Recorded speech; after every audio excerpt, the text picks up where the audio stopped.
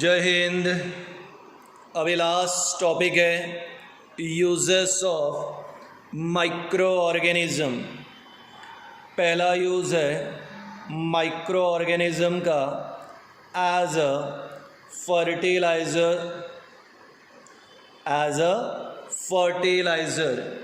आप जानते हो बहुत सारे एल्गीज़ उनका use as a biological fertiliser होगा। साथ ही साथ बैक्टीरिया राइजोबियम ये भी मदद करेगा एज अ फर्टिलाइज़र।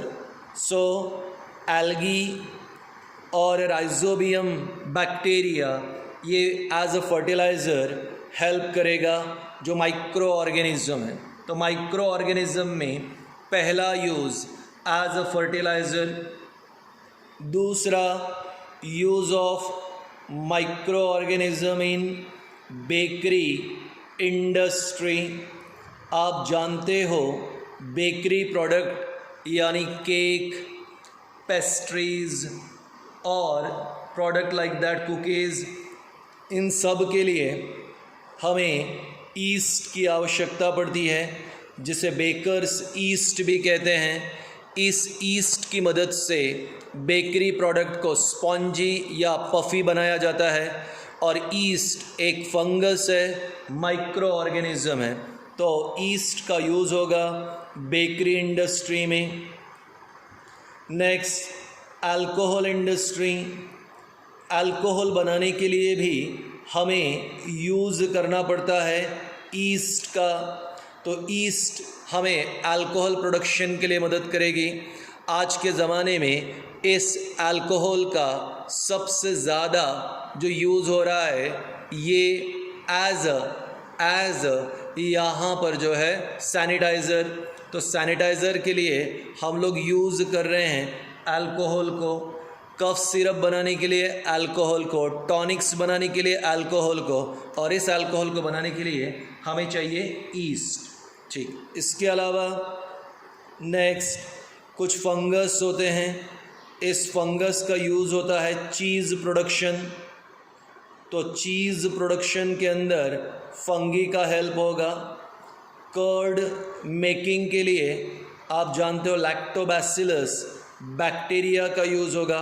तो कर्ड मेकिंग के लिए बैक्टीरिया, चीज़ के लिए फंगस, अल्कोहल के लिए ईस्ट, बेकरी में ईस्ट, फर्टिलाइज़र में अल्गी और राइजोबियम। साथ ही साथ हमारे माइक्रो ऑर्गेनिज्म लाइक एल्गिन, ये एक प्रकार का एल्गी से मिलने वाला प्रोडक्ट है। इसको यूज़ करते हैं हम लोग आइसक्रीम बनाने के लिए। एक जेल आता है अगर अगर जेल, इसको भी यूज़ करते हैं हम लोग जेलीज़ और कॉस्मेटिक बनाने के लिए। तो ये एल्गी से मिलता है।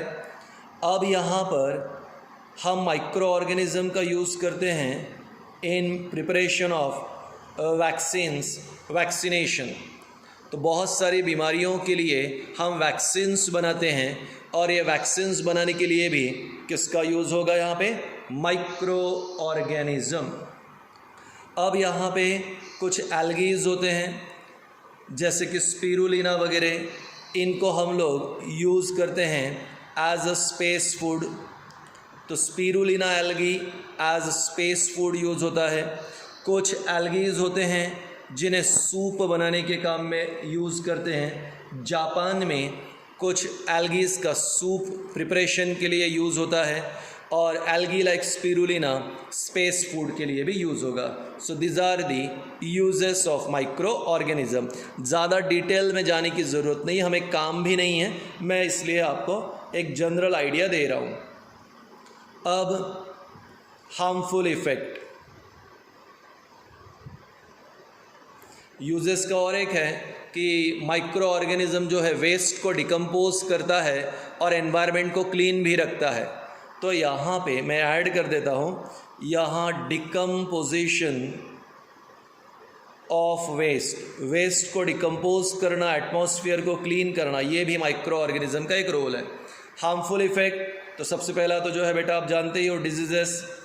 माइक्रो ऑर्गेनिज्म कई प्रकार के डिजीजेस कॉज कर सकता है, कई प्रकार की बीमारियां माइक्रो ऑर्गेनिज्म के कारण होती हैं। यूट्रोफिकेशन, कभी कभी एल्गी ट्रेमेंडस क्वांटिटी में ग्रोथ कर लेते हैं। एल्गी की इतनी ज़्यादा ग्रोथ हो जाती हैं कि पूरे लेक पे, डैम पे या वाटर सरफेस पे एक ग्रीन कलर का कारपेट तैयार हो जाता है, जिसके कारण पानी में ऑक्सीजन की क्वांटिटी कम हो जाती हैं और अंदर के एक्वेटिक एनिमल्स मर जाते हैं। ऐसा अगर होता है तो उसे यूट्रोफिकेशन कहते हैं। तो यूट्रोफिकेशन ये भी एक ड्रॉबैक है हमारे लिए फ्रॉम माइक्रो ऑर्गेनिज्म। अब यहाँ पे मैंने कहा कि माइक्रो ऑर्गेनिज्म अलग अलग प्रकार की हमारे लिए बीमारियाँ कॉज करते हैं। माइक्रो ऑर्गेनिज्म लाइक एल्गी हमारे लिए जो है यूट्रोफिकेशन कॉज करेगा, यानी पानी में ऑक्सीजन का लेवल कम और एक्वेटिक एनिमल्स मर जाएंगे। बहुत सारे माइक्रो ऑर्गेनिज्म हैं जो डिजीजेस कॉज करेंगे in plants and animals. Diseases related to plants and animals सुनना है आपको सिर्फ। एग्जाम्पल के तौर पे अगर मैंने कहा black rust, white rust, tikka disease, ये प्लांट में होने वाली बीमारियां हैं जो माइक्रो ऑर्गेनिज्म फंगस के कारण होती है। सिट्रस कैंकर नाम की बीमारी बैक्टीरिया के कारण होती हैं, पर ये प्लांट्स में होती हैं। उसी प्रकार से जूनोटिक डिजीज़ यानी ऐसी बीमारियां जो जानवरों को होती है उसे जूनोटिक डिजीज़ कहते हैं, और ये बीमारियां भी एनिमल्स के अंदर होती हैं बाय माइक्रो ऑर्गेनिज्म। तो एक छोटा सा एक हिंट आपको देनी थी यूजेस और हार्मफुल इफ़ेक्ट के बारे में, जो मैंने जनरली बता दिया है। यहाँ आपका चैप्टर कंप्लीट हो गया है। थॉरोली प्रिपरेशन करो। जल्द ही मैं आपके लिए जो है नोट्स यहाँ पर जो है वेबसाइट पे डाल दूँगा। तब तक आपको जो बुक दी है हमने, क्वेश्चन बैंक दिया है, उससे आपको पढ़ना है। ठीक है, थैंक यू।